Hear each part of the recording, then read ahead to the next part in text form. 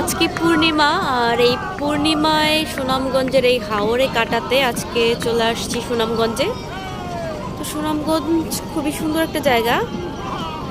আমরা নৌকার উপরে আছি, নৌকার উপরে আমরা খাওয়া দাওয়া করেছি, রান্না চমৎকার। এখানে অনেকগুলো নৌকা নোঙর করা আছে, আমাদের নৌকাটাও নোঙর করা মাছ হাওরে। আর হচ্ছে পাশে আছে ইন্ডিয়ার বর্ডার। ওই যে আলোগুলা দেখতে পাচ্ছি এগুলো হচ্ছে বিএসএফ এর লাইট। আর পাশে দোকান আছে, চাইলেই কিন্তু চাটা খেয়ে আসা যায়।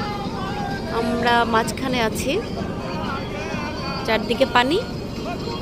সারা রাত এখানে আমরা থাকবো এবং চাঁদের আলো দেখব, চাঁদের আলোয় মাখামাখি।